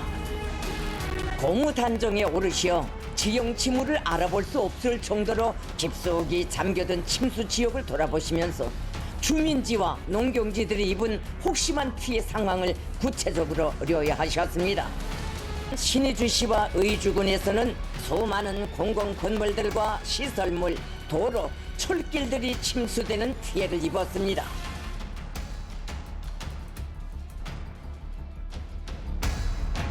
비상재해용 비축물자들을 긴급 보장하기 위한 대책을 세우며 용납할 수 없는 인명피해까지 발생시킨 대상들에 대하여서는 엄격히 처벌할 것을 제기하셨습니다. 김정은 위원장의 모습을 반복적으로 북한 매체에 보여주고 있고요. 그리고 책임자를 엄격히 처벌했다. 엄청난 피해가 발생했다. 구체적인 숫자나 이런 걸 얘기하지 않습니다. 큰 피해가 발생됐다는 얘기를 반복적으로 하고 있습니다. 자, 그럼 지금 신의주가 피해가 크다 그러는데요. 화면을 좀 정리해봤습니다. 사진들이 지금 들어오고 있어요. 여기 보시면요. 왼쪽과 오른쪽이 같은 장소를 찍은 사진이라고 합니다. 여기 보면 침수 발생 5월 8일 사진. 이게 이제 위에서 본 모습인데 지금 침수 발생 후의 모습. 다 잠겼습니다. 그냥. 바다 또는 호수가 된 것처럼 보이잖아요. 이런 상황이 발생할 정도 피해입니다. 피해가 뭐 굉장히 크다 그래요. 근데 북한에서는 뭐 구체적인 얘기는 하지만 우리가 추정거리에 굉장히 많은 사상자가 발생했을 것으로 지금 얘기가 되고 있습니다. 자, 다음 화면 하나 더 보겠습니다. 지금 수해 현장을 고무보트를 타고 다니고 있죠. 그 영상이 공개됐는데 그 내용 좀 화면을 정리해 보겠습니다. 처음에는 자동차를 타고 갔는데 거의 잠길 뻔했죠. 근데 그 이후에는 이제 보트를 타고 29일, 30일인데 여기 가만히 보세요. 구명조끼는 앞에 맨 앞에 있는 누군가만 차고 있고 뒤에 김정은 위원장 구명보트도 없어요. 그리고 간부들하고 같이 타고 있죠. 윤경호 소장님. 뭐 재난 현장을 둘러보는 건 뭐 각국에 우리나라도 그렇지만 뭐 정치나 권력자가 방문한 거는 뭐 보통 많은 나라에서 하는 모습인데 일단 김정은 위원장 모습 보면 구명조끼도 안 입었어요. 그리고 저 자동차 같은 경우는 저런 모습까지 공개가 됐단 말이에요. 이런 곳을 시찰하는 모습을 지금 북한 매체가 반복적으로 보여주고 있어요. 이거 무슨 의도일까요? 뭐 위대한 존엄이라고 우리가 익숙해져 있는 김일성 시절부터 있던 이제 그 이미지 이거일 수 있겠죠. 그런데 추정해 보면 이미 위험한 상황은 지나갔기 때문에 뭐 그리고 저거 김정은 위원장의 모습을 찍기 위해서 옆에 누군가는 카메라를 들고 누군가가 있는 거예요. 또. 있어야 되잖아요. 예, 다른 보트가 또 있어요. 그러니까 지금. 그런 것들을 감안해 보면 저게 아주 위급한 지금 뭐 재난 진행 중인 상황이라면 저렇게 어떻게 보면 한가하게라도 비춰질 수 있는 저런 모습 안 찍었겠죠. 북한이 항상 저런 거 내놓으면 저게 대내용이냐 대외용이냐 이거 굉장히 많이 따지지 않습니까? 이번 수해 그러니까 홍수의 피해가 지금 얼마나 되는지에 대해서 우리 아직 정확한 수치 지금 못 가지고 있잖아요. 우리 정부 당국자가 뭐 사망 실종을 합쳐갖고 1,500명 뭐 운운하는 얘기까지 했다는 거 아니에요? 1,000명 이상의 얘기를 우리는 지금 보고 이거 있어요. 어마어마한 숫자입니다. 왜냐하면 제가 오기 전에 찾아봤더니 북한에 2번의 홍수가 있었어요. 2016년에 홍수가 있었고 흔히 말하는 95년, 96년 뭐 고난의 대행진 운운하면서 수백만 명이 굶어 죽는 사태가 빚어졌다고 할 때 95년 여름, 96년에 걸쳐가지고 또 홍수가 엄청난 큰 게 났거든요. 이때는 사망 실종자의 숫자가 몇 명이라고 북한이 내놓지도 못했어요. 다만 이재민이 10만 가구에 50만 명 이상이다. 이런 정도만 내놨을 정도였고 2016년에 홍수 때는 사망 실종이 500명이라는 얘기를 했거든요. 나중에. 그런데 지금 1,000명이 넘고 1,500명이다 그러면 그때보다 훨씬 더 심각한 수준이잖아요. 근데 북한이 저걸 어떻게 보면 날것에 가까울 정도로 왜 내놨을까? 국제사회의 인도적 지원을 내심 바라고 있는 건가? 근데 아무리 남북 관계가 악화됐을 때도 저런 홍수 또는 뭐 기근 이후에 우리가 지원을 했던 끊이지 않았거든요. 그러니까 그런 것들이 앞으로 다음에 전개될 혹시 상황이 아닐까 하는 조심스러운 짐작도 할 수 있죠. 지금 저런 영상 공개가 이례적인 게 그 영상 속에 포함된 내용 중에 보면 고무보트를 타고 가는 김정은 위원장의 모습이 있는데 가다가 나무 근처로 보수가 막 이렇게 흘러가죠. 그러면서 머리가 쓸리는 나뭇가지에 머리가 쓸리는 모습까지 있었는데 이것까지 다 공개가 됐어요. 이게 북한에서 있을 수 있는 일인가? 지금 저런 모습을 그냥 보여준 거예요, 다. 지금 보시죠? 저런 모습까지 있었어요. 옆에 있는 누군가가 막 뭔가 수습을 하려고 그러죠? 나뭇가지 거의 찔릴 뻔한 모습이거든요. 저런 모습까지 그냥 그대로 나왔습니다, 지금요. 그리고 다른 모습도 있습니다. 화면 좀 보겠습니다. 여기 보시면 저 보트에 뭐가 동그라미 안에 뭐냐면 저게 잿더리하고 담배예요. 저 와중에 또 잿더리하고 담배를 챙겨가는 모습까지도 그냥 공개가 다 됐어요. 이제 노출됐는데 이거 관련해서 이준우 의원께 최근에 국정원이 국회에서 이제 보고한 내용 중에 하나면 북한 김정은 위원장 체중이 뭐 한 140kg 나가고 건강 상태가 그다지 좋지 않다. 그리고 뭔가 약을 먹고 있는데 지금 뭔가 새로운 약으로 바꾸려고 있다. 그것까지 파악됐다는 얘기가 나왔는데 그만큼 건강이 그다지 좋지 않은데 수해 현장 가면서 담배를 꼭 챙겨가는 거네요. 이게 그때 탈북자 때 외교관 얘기 들어보니까는 예. 김정은하고 대면했을 때 그냥 숨 쉬고 있는데도 숨 호흡이 자연스럽지 않아가지고 거친 숨소리가 들릴 정도로 좀 몸 상태가 좀 비대한 거에 약간 심장이나 폐인가요? 그러면 이게 심장, 폐, 체중 때문에 호흡기 이런 쪽에 좀 문제가 있는 것 같더라고요. 그 정도로 건강이 안 좋으면 보통 담배를 먼저 끊어야 되는데 아마 북한에서 담배라는 게 상징적 의미가 있는 것 같아요. 건강보다는 최고 영도력을 가진 지도자가 옛날에 솔방울도 수류탄으로 바꿔서 예. 뭐 독립운동도 했다 그러지 않습니까? 그런 최고 영도를 가진 사람만이 저렇게 많은 지휘자들 예. 안에서 혼자 담배를 필 수 있고 잿더리까지 구비될 수 있다. 그걸 상징적으로 계속 보여주는 것 같아요. 그리고 지금 구명조끼 안 입고 있는 것도요. 그렇습니다. 아마 저것도 상당한 잠수부대가 밑에서 만약을 대비하고 있을 거고요. 잠수부대가요? 네, 혹시나 그거 잡고서는 저렇게 위험하게 할 리가 없죠. 오. 그렇고 드론 띄운 것도 예. 아마 드론을 여러 대 띄워가지고 아마 뭔가를 찍었어요. 계속 그렇죠. 찍고 있습니다, 예, 지금. 그렇게 정성을 들인 거는 이거는 대외적으로 보여주고의 용도가 명백하다. 그렇게 볼 수 있습니다. 이준우 의원께서 이 구명조끼 안 입은 걸 갖고 새로운 해석을 했어요. 뭔가 대비는 됐을 것 같다. 그런 와중에 지금 속보 들어왔습니다. 속보 좀 차근차근 하나씩 보겠습니다. 자, 정부가요, 북한에 수해 복구 물자 지원 의사가 있다. 이렇게 밝혔습니다. 협의 준비는 끝났다. 요거 조심스럽게 아까 이측이 좀 나왔었는데 이제 우리 정부가 도와줄 의사가 있다라는 거예요, 지금. 그리고 대한적십자사에서 북한의 수해 구호 물자 지원 의사를 밝혔습니다. 도울 의향이 있다. 북한 피해가 지금 뭐 사상자 포함해서 뭐 1,000명 이상이 좀 나왔다고 우리는 파악이 되고 있어요, 지금요. 설명도 좀 있었는데 일단 우리 정부는 북한을 도와줄 의사가 있다. 이게 좀 정리가 돼 있는 상태입니다. 김수환 평론가. 네. 북한이 이런 걸 생각했을까요? 피해 사항을 굉장히 빠르게 공개했거든요. 네. 이거 어떻게 봐야 됩니까? 그러니까 피해가 좀 어느 정도 감당하기 어려울 정도로 크다. 예. 뭐 그렇기 때문에 지금 이런 거를 좀 보여줌으로써 국제 사회의 또 뭐 인도적 지원 이런 것도 좀 받을 수 있지 않습니까? 뭐 본인들이 요청을 하지 않아도 저걸 보여줌으로써 저걸 보면은 사람들이 인도주의자들이라든가 인권 운동가라든가 이런 분들은 저거 지원을 해야 된다. 그리고 남쪽에서도 어떤 동포의 차원에서 예. 지원을 해야 된다 이런 의견들이 나올 겁니다. 그렇기 때문에 당연히 그런 의도가 저는 있다고 보는 게 북한이라는 곳이요. 예.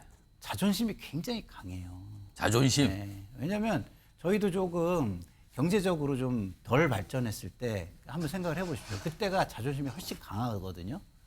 근데 저렇게 안 좋은 상황을 그런 생각이 없이 왜 보였을까요? 그래서 저는 뭐 당연히 좀 간접적인 메시지다 이렇게 예. 보는 게 맞다고 봅니다. 손정욱 변호사. 뭐 저는 저 모든 걸 이게 한 단어로 하면 그냥 쇼라고 보는데요. 쇼. 예, 재난을 이용한 이제 재난 리더십인데 예. 책임은 모든 게 간부들한테 다 떠넘기고 본인은 이제 뭐 민심을 달래서 이렇게 그 리더십 있는 지도자처럼 보이는 꾸미는 이런 의도잖아요. 근데 제가 요즘 이게 그 세종대왕 그 책을 좀 논문을 보니까요. 예. 이런 말을 했더라고요. 우리나라의 모든 홍수도 내 책임이고 모든 이게 가뭄도 내 책임이고 예. 그때 조선에 일어나는 모든 거는 기본적으로 내 책임이다. 예. 이런 의혹이 있어요. 세종대왕이. 예. 그 김정은 위원장도 좀 쇼하려면 본인 책임부터 언급해야 되는 거 아닙니까? 저 당간부들은 불가항력인데 무슨 책임이 있겠습니까? 모든 거는 이게 당간부들한테 맹비난하면서 예. 떠넘기고 본인은 이게 아무 책임이 없고 이걸 재난을 이용해서 되게 우상화 리더십을 이게 보여주는 이건 아주 잘못된 거예요.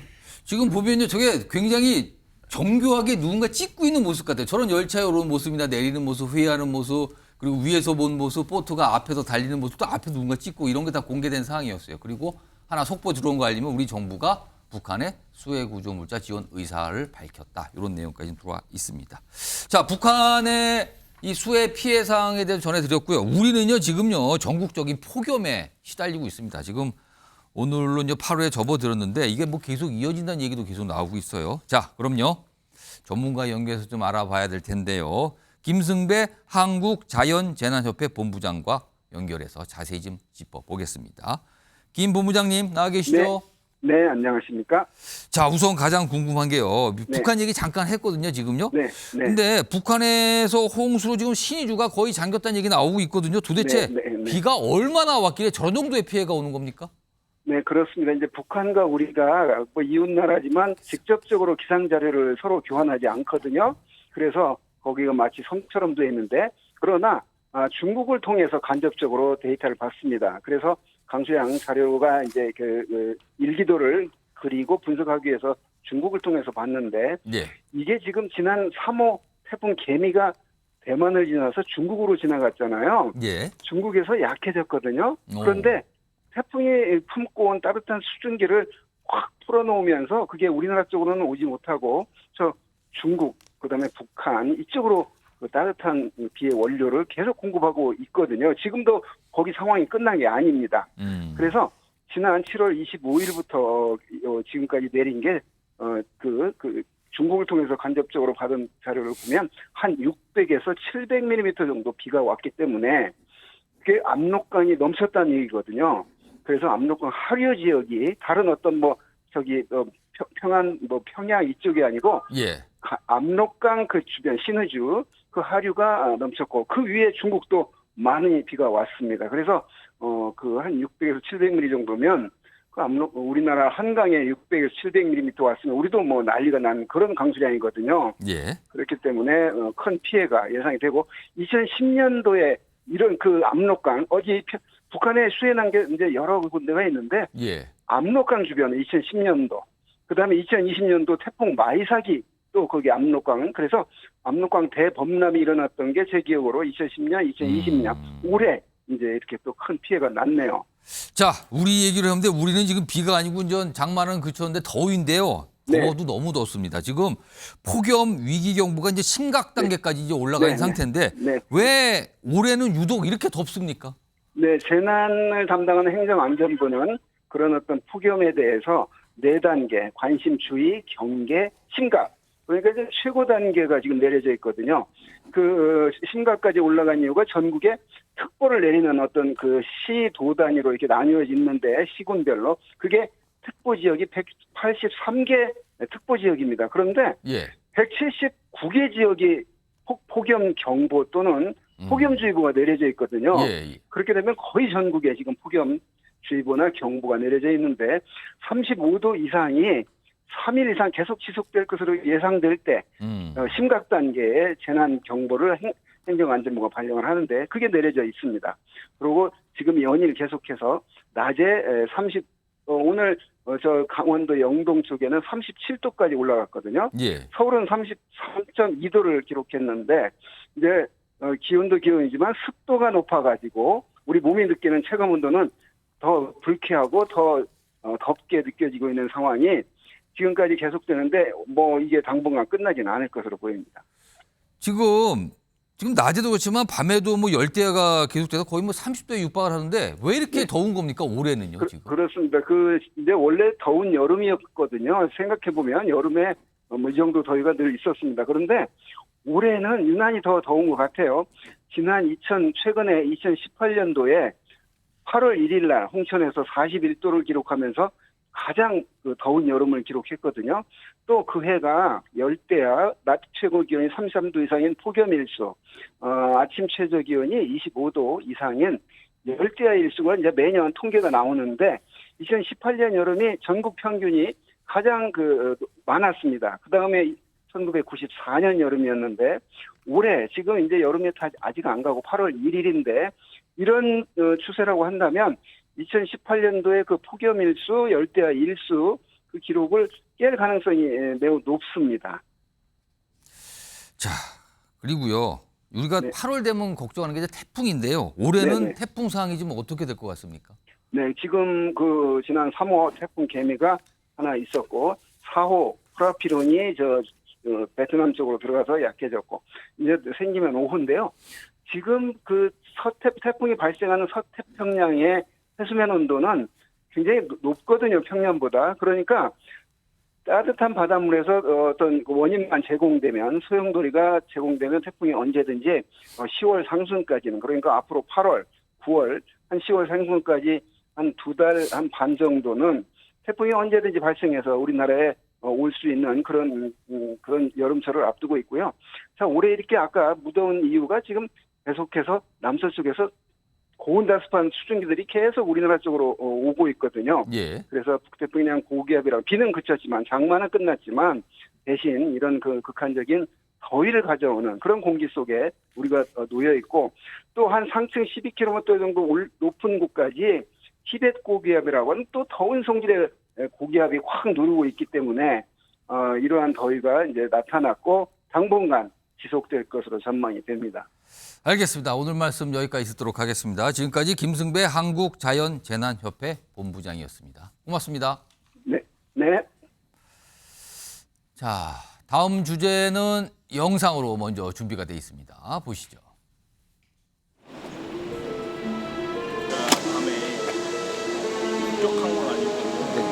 어린이 그 공원 저기 있거든요. 그래서 뭐 탈삼도 하고 그 사람이 애들하고 장난삼아 이렇게 기분이 좀 정신이 약하니까.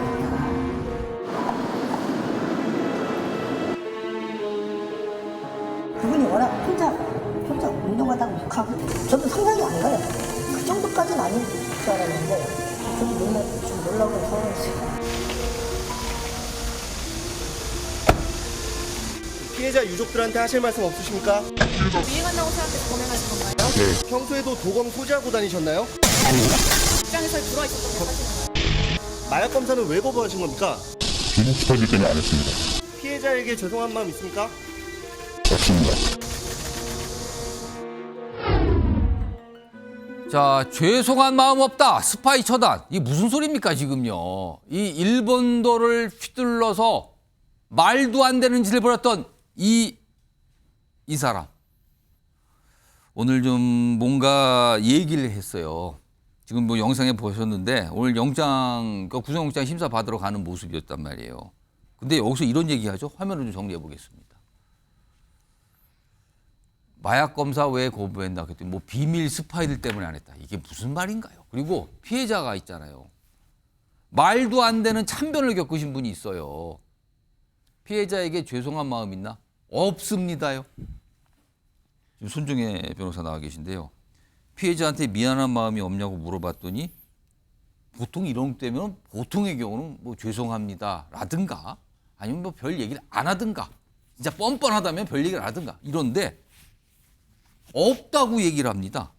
아니 모르는 사람을 헤쳐놓고선 이런 말을 하는 거 이거 어떻게 봐야 됩니까 지금? 더군다나 구속영장 청구 단계에 앞서서 이런 이야기를 하는 것은 좀처럼 보기 어려운 이례적인 답변은 맞습니다. 그래서 그만큼 이 사람의 정신 상태에 대한 분석이 굉장히 중요할 것 같다라는 생각이 드는데요. 예. 보통 극악무도한 사람이라고 하더라도 반성하는 태도를 보여서 조금이라도 양형에 유리한 답변을 하는데 이렇게 오히려 피해자에 대해서 적개감을 가지면서 전혀 미안하지 않다라는 것은 피해자가 나를 공격했다는 사람으로 인식하는 거거든요. 지금도 본인을 뭐 따라다니면서 스파이했던 사람이기 때문에 난 미안하지 않다라는 거잖아요. 예. 그래서 평소에 어떤 정신적인 상태나 어떤 심리적인 상태였는지를 조금 봐야 될 것 같고요. 보통 추정하기로는 이런 거를 피해 망상이라고 하거든요. 그래서 망상적 사고에 빠져 있는 게 아닌가 생각하고 있습니다. 지금요, 저거는 구속영장 심사를 받기 또 들어갈 때 한 거거든요. 끝나고 나서도 했는데 또 이상한 소리를 합니다. 그 모습도 좀 들어보시죠. 일본도를 왜 샀습니까? 중국 스파이를 처단하기 위해 샀습니다. 그럼 범행 당일 일본도 가지고 나온 이유는 뭔가요? 중국 스파이를 처단한 게 가죠. 그럼 마약 검사는 왜 거부하셨어요? 중국 스파이가 마약을 얘기하기 때문입니다. 피해자한테 할 말 없습니까? 중국 스파이는 중국과한테 한반도 전쟁을 일으키려고 했습니다. 그래서 제가 이 일을 하게 됐습니다. 저는 심신미약이 아닙니다. 심신미약 아니라고 주장하시는 거 맞으세요? 맞습니다. 저는 멀쩡한 정신으로 하였습니다. 손중희 변호사. 그러니까 본인은 멀쩡한 정신이라고 얘기를 하면서도 무슨 스파이 얘기를 자꾸 합니다. 지금 본인의 범행과 스파이와 관련 있다고 자꾸 얘기를 하는데 이거 정신 이상으로 봐야 되는 겁니까? 이거 어떻게 판단해야 됩니까? 쉽게 판정할 수는 없지만 지금 상황으로서는 정상적인 사고 판단 능력은 아닌 것 같습니다. 이런 생각을 언제부터 가지고 있고, 즉 소위 말하는 확신범과 같이 나는 나쁜 무리를 처단했기 때문에 굉장히 정당한 행위를 한 것처럼 마치 이렇게 저는 우리나라의 영웅이에요. 국가를 위해서 필요한 일을 한 거예요. 라는 취지로 지금 뭐 중국 스파이를 처단하겠고. 아니 지금 살인을 해놓고선 지금 이런 얘기를 하는 거잖아요. 지금요. 네. 그래서 신속하게 정신과적인 어떤 진단이 필요하지 않을까라는 생각이 들고요. 이 사람들의 말은 전혀 지금 근거가 없는 얘기입니다. 유가족들이 들으면 굉장히 속상할 이야기를 하고 있는 것이죠. 황당한 지금 이 얘기를 꺼내놓고 있어요. 네. 중국 스파이라는 어떠한 근거 없이 본인의 일방적인 생각과 추정과 상상으로 지금 나는 스파이를 처단했다 이렇게 변명하고 있기 때문에 일단은 여러 가지 이제 정신과적인 문제 중에 망상도 있을 수 있고요. 또 조현병 문제도 있을 수 있는데 평소 의무기록상은 이런 부분들이 확인되지 않고 있다고 합니다. 이런 증상이 언제 발현됐는지는 주변 사람들의 어떤 진술이나 회사 동료들, 가족들 진술을 좀 들어봐야 될 것 같습니다. 아무리 봐도 정상이 아닌데 이 정상이 아닌 사람이 그 위험한 칼을 들고 휘두른 거예요. 그리고 말도 안 되는 피해가 발생을 했습니다. 근데 지금 보면은요, 이게 이른바 이제 상실, 심신미약 뭐 이런 거 같잖아요. 화면 좀 보겠습니다. 과거에 이런 게 쟁점이 된 재판들이 있었는데 좀 50대 여성분은 여긴 또 뭡니까? 무슨 악기가 씌었다, 폭행해서 숨지게 했는데 뭐 조현병 치료 전력이 있다고 하죠. 근데 심신상실이 인정이 됐어요, 여기는요. 근데 지금 보면 다른 건들이 있잖아요, 지금요. 조선, 최원종 다 끔찍한 범죄들이에요. 본인들이 뭔가 정신적으로 이상하다는 걸 주장했는데 이때는 법원에서 심신미약 인정되나 감경사유는 안 된다. 앞에 재판과 이 두 배 재판이 살짝 다른데요. 일단 이거 손정혜 변호사. 이거 어떻게 봐야 됩니까, 이거? 실제로 정신과적인 문제가 극심해서 정상적인 판단 능력, 즉 내가 옳고 그름에 대해서 제대로 판단하지 않는 경우에는 이렇게 심신 상실로서 책임 능력을 인정하기가 어렵다라고 무죄가 나오는 경우가 종종 있을 수는 있는데요. 다만 이게 그냥 나오는 것은 아니고 본인이 어떤 일방적인 주장만으로 이루어지는 게 아니라 그간의 정신과적인 치료 내역과 정신감정 내용을 종합해서 나오는 결론입니다.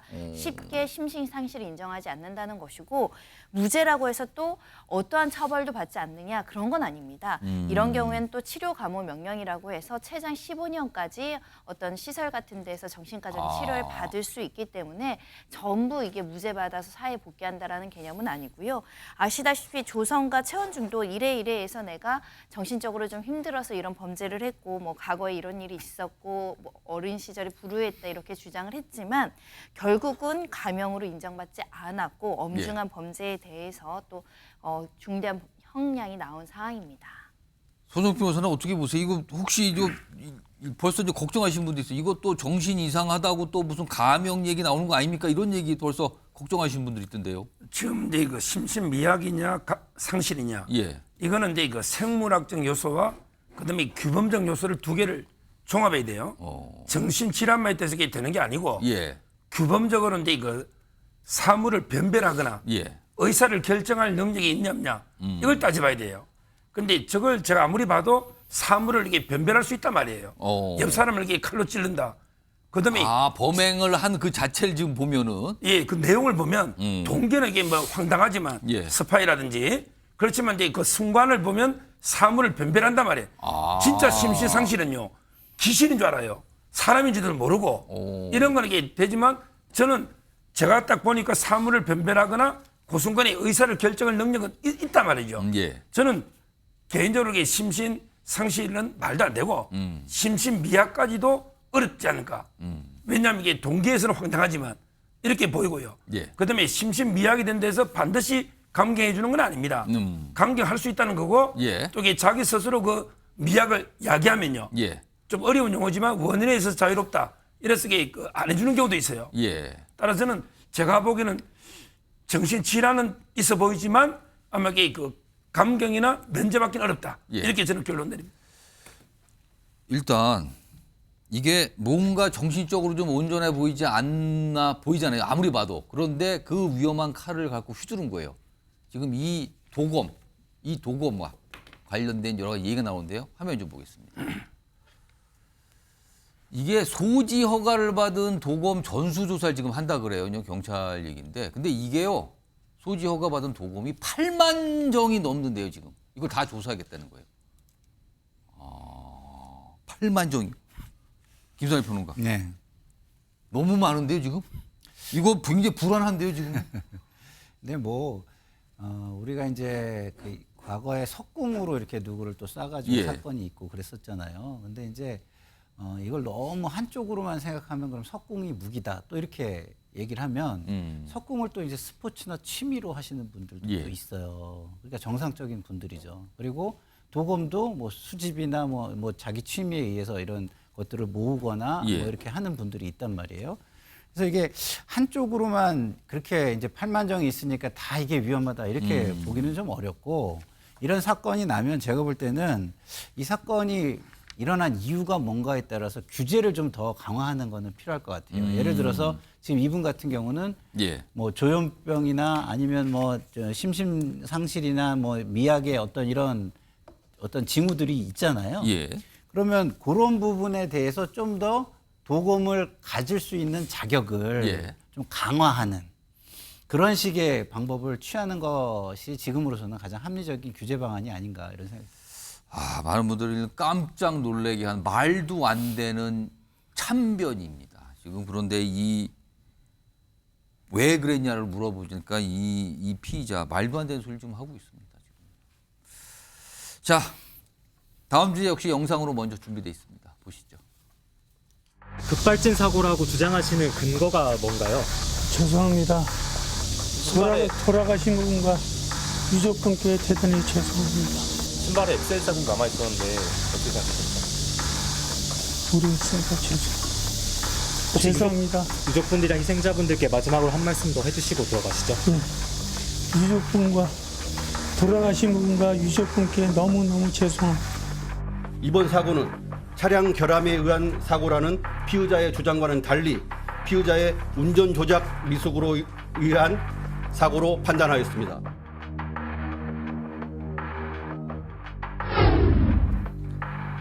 최고 시속이 107km까지 나왔다고 합니다.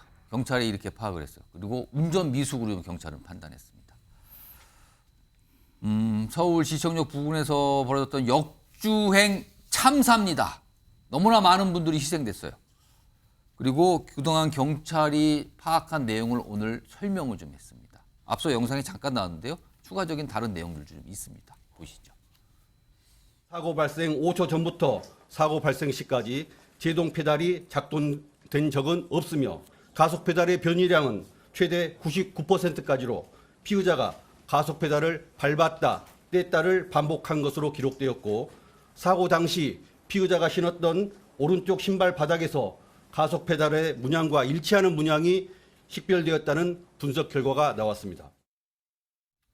손종희 변호사. 그러니까 운전자가 지금 주장하는 급발진이 아니고 운전자의 조작 미숙으로 좀 경찰은 결론을 내린 건데 그 근거가 뭡니까? 일단 운전자가 주장하는 급발진으로 추정되는 정황은 발견되지 않은 상황이고, 오히려 운전자가 헷갈려서 잘못 밟았을 가능성에 대한 과학적 감정 결과가 나온 거죠. 첫 번째는 국가수가 차량 자체를 이제 감정을 했더니 이 뭐 기계적 결함이라든가 제동 장치에 이상이 없다는 것이 확인이 됐고, 두 번째로는 EDR 기록을 조사했더니 이 사고 직전 이후에는 5초 전부터 그 전까지 전혀 브레이크를 밟은 기록이 확인되지 않고 오히려 엑셀을 밟은 기록만이 이제 감정 결과로 나온다는 것이고요.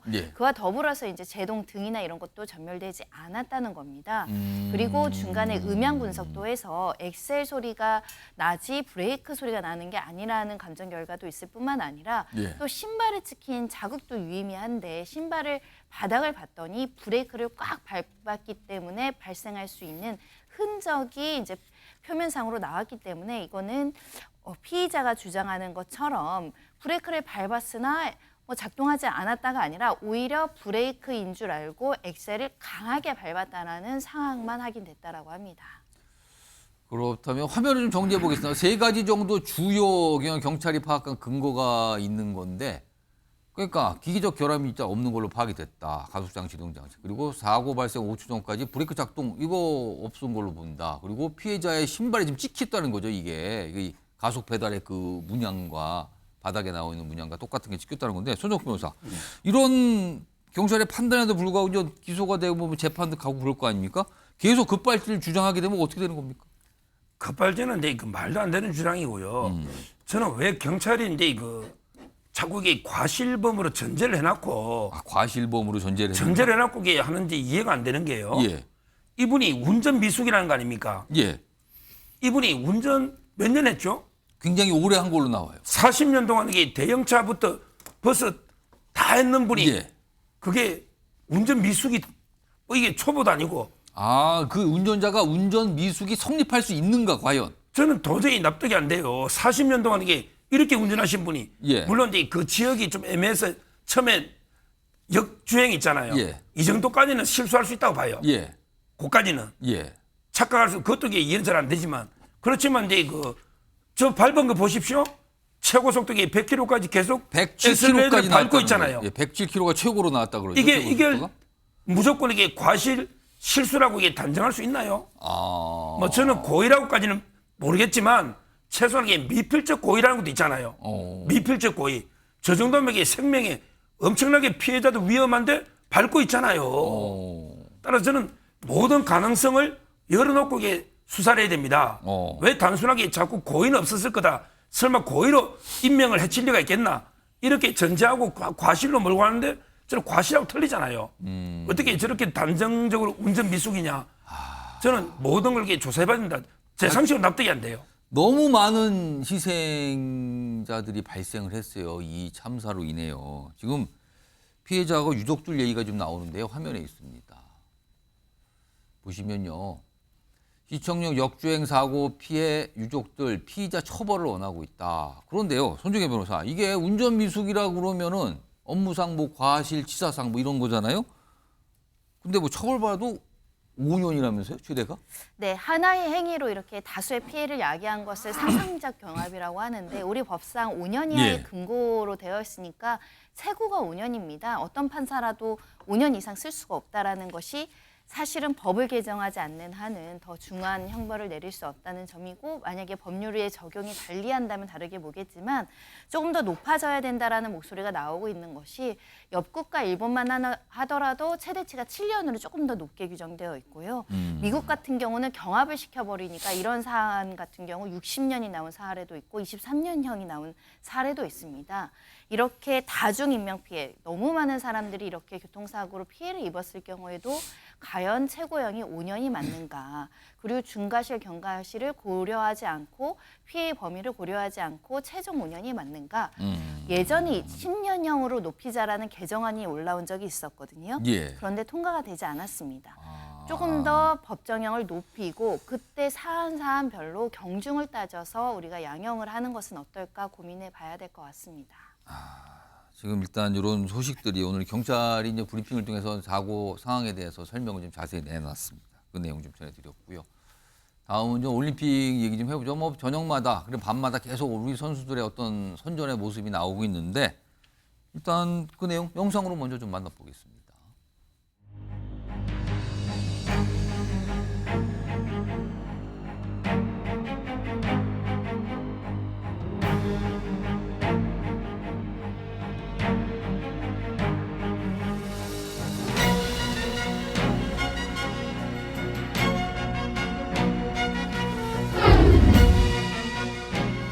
자, 제목입니다. 펜싱 단체전 3연패입니다. 엄청난 성과를 낸 겁니다. 그러면서 이런 표현이 나오죠. 뉴 어펜저스의 시대. 어펜저스요? 이게 펜싱 같은데 어벤져스 플러스 펜싱에서 어펜저스라는 표현을 쓴답니다. 근데 뉴니까 새로운 어펜저스 그죠. 자, 지금 어제 이 3연패를 했던 우리 남자 펜싱 단체전 선수들 끝나고 나서 인터뷰가 좀 있었어요. 들어보겠습니다. 개인전이 끝나고는 단체전이 있었기 때문에 이렇게 기뻐하고 확 놔버리고 이렇게 할 수 없었는데 지금은 이제 진짜 가서 하루 종일 그냥 계속 누워있고 싶고 이제 10연패는 좀 오버한 것 같고요. 너무 기쁜 나머지 그렇게 얘기하신 것 같고 그냥 형들한테 제가 형 저희 꿈 아니죠? 이거 내일 다시 하는 거 아니죠? 이랬던 것 같습니다. 군 문제는 솔직히 하나도 신경 안 썼던 것 같아요. 어차피 두 달밖에 안 남은 상황이어서. 자, 손정혜 변호사, 뭐 어제 많은 분들이 새벽까지 아마 보신 분들은 보셨고 아마 늦게 보신 분들은 뒤늦게 이제 나중에 녹화된 걸 보셨을 분들이 있을 텐데 뭐 끝까지 손을 땀을 쥐게 하는 경기였고 특히 도경용 선수 얘기를 많이 하더군요. 네, 어펜전스라고 구본길, 박상원, 오상욱, 도경동 선수 주목을 많이 받고 있는데요. 도경동 선수의 활약이 굉장히 눈에 띄었습니다. 왜냐하면 초반부터 헝가리도 만만치 않게 사실 점수차를 내면서 우리나라를 추격을 했고요. 6라운드에서는 사실 1점 차밖에 안 됐기 때문에 긴장할 수밖에 없는 팽팽한 경기였는데 예. 이 도 선수가 7라운드를 해서 상대 선수에게 한 점도 허용하지 않고 홀로 5점을 뽑았습니다. 예. 그러면서 점수차를 벌리면서 우리나라가 좀 안정적으로 이렇게 금메달의 순간으로 다가서는 순간이었기 때문에 많은 사람들이 도경준 선수 너무 잘한다 이렇게 이제 박수를 뽑았던 것이고요. 그뿐만 아니라 우리 지금 구본길 선수, 오상욱 선수 다 정말 젊은데 압도적인 실력으로 너무 좋은 매너로 이렇게 금메달을 획득했고 예. 이 실력으로 올림픽 단체전 3연패를 했거든요. 예. 그러다 보니까 많은 사람들이 와 실력도 최고다 이런 목소리가 나오는 것이고 이 오상욱 선수 같은 경우는 이번 대회 2관왕이거든요. 이게 예. 아시아에서 또 최초의 아. 성과라고 합니다. 그런 점에서 지금 우리 한국 펜싱 사부르 단체전 많은 분들의 환호를 받고 있습니다. 아시아 첫 펜싱 2관왕도 나오고요. 그리고 도경훈 선수 현재 군인이라 그래요. 근데 아까 보셨지만 질 자신이 없다. 좀 이상한 표현 아닙니까? 이길 자신이 없다가 아니라 나는 질 자신이 없다. 그건 뭐예요? 이긴다는 거잖아요, 무조건. 그렇게 자신감을 나타냈는데 현재 군인이에요. 그래서 어제 시상식에서 이 태극기가 개양돼서 애국가 울릴 때 경례를 했습니다. 고술 경례. 그런 모습까지 있었어요. 그리고 잠깐 지금 오상욱 선수 얘기를 했는데 지금 오상욱 선수가 SNS 상에서는 지금 한마디로 말씀드리면 뭐 엄청난 주목을 받고 있다 그래요? 화면 좀 보겠습니다. 요거 손정혜 변호사 이게 무슨 일이 지금 벌어지고 있는 겁니까? 네, 해외 네티즌들 반응이 굉장히 뜨거운데요. 인터뷰한 사진을 인스타그램이라는 SNS에 누군가 올리셨는데 이게 예. 폭발적 관심으로 3일 만에 23만 개의 좋아요를 받다가 예. 영상 조회수가 400만 회로 진짜 많은 400만이요? 관심을 받고 와. 있다는데 사실 오상욱 선수의 훈훈한 외모가 또 큰 역할을 차지하고 있다고 하는데요. 이 댓글을 그냥 읽어드리겠습니다. 예. K드라마 25, 21가 시즌2로 올림픽에서 시작됐다. K드라마를 K올림픽으로 전환할 시간이다. 신이 한국의 잘생긴 남자를 모두 모아놨다. 잠깐 우리나라 응원을 멈췄다라고 하면서 이 우리나라는 그 쓰신 자기 나라를 말하는 거죠? 네, 자신의 해외 나라. 네티즌들이 지금 열렬하게 한국 펜싱을 응원하는 이유 중에 하나는 예. 오상욱에 반했다라는 반응이 따르는 겁니다. 그러니까 실력은 뭐 이미 검증이 됐는데 외모까지 훌륭하다. 키가 192cm니까 웬만한 서양 선수들보다 훨씬 더 커요, 지금요. 근데 엄청난 또 실력까지 갖고 있어 주목을 받고 있다. 이런 겁니다. 자, 그런데요. 이 파리 올림픽 이런저런 지금 뒷말도 나오고 이게 도대체 이게 가능한 실수한 얘기 나오는데 지금 센강에서 지금 철인 3종 경기 중에서 수영 경기 열렸는데요. 화면 좀 보겠습니다. 이게 무슨 탈이 나는 겁니까, 지금? 수지라카 센강에서 남녀 철인 3종 경기 개최했는데 어떤 선수는 레이스 종료 후에 구토를 해도 10번이나 구토를 했다고 그러고요. 지금 각국 선수도 약간 불만 표식을 해요. 유산균 복용했다. 센강 수영에서 한 일이다. 대장균에 익숙해지고자 화장실 다녀 손도 안 씻는다. 김선희 평론가. 네. 이게 무슨 일입니까 또 이게? 그러니까요. 지금 프랑스가 올림픽 준비를 뭐 제대로 했는지 예. 불만들이 여기저기 지금 유튜브를 통해서 선수들이 직접 찍어서도 올리고 막 굉장히 많이 지금 불만이 표출되고 있는데요. 그거는 경기와 관한 것보다는 부대 시설에 관한 거, 좀 많았잖아요. 경기력을 저하시키는 건 예. 매 한 가지겠지만. 근데 이것은 경기를 하는 곳 자체가 경기장이에요. 지금 경기장 수행장이. 자체가 예. 생활 폐수가 굉장히 많이 유입이 돼가지고 예. 세균 농도가 너무 높아졌다는 거예요. 그럼 수용을 하면 그렇죠. 안 되는 수용을 거 하면은 아닙니까? 이제 기본적으로는 그 내부로서는 어떤 위장염에 위장에 염증이 생길 수가 있고요. 눈에도 결막염이 생길 수 있고요. 귀에도 외이염이 생길 수가 있고요. 뭐 이런 것들이 되게 많습니다. 그리고 피부 질환도 생길 수 있고. 그리고 실제로 저렇게 10번 구토를 한 선수 같은 경우는 예. 그게 그 평상적인 게 아니라서 굉장히 저거는 위험할 수도 있는 신호다. 그거는 좀 몸에 증상이 뭐 그렇죠. 나타나는 거 한번 아닙니까? 그래서 저런 거는 굉장히 주의 깊게 살펴봐야 된다 이렇게 얘기가 되고 있고요.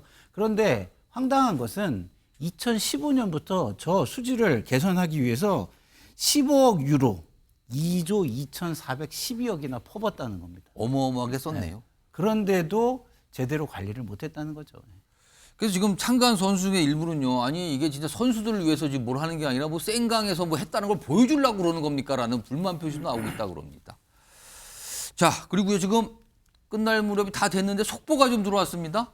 하나 좀 확인해 보죠. 자, 일본도 살인 피의자 구속됐답니다. 증거 인멸과 도주 우려가 있다. 자, 일본도로 말도 안 되는 난동을 부려서 참변을 익혔던 이 피의자 구속됐다는 내용으로 속보가 들어왔습니다. 전해드립니다.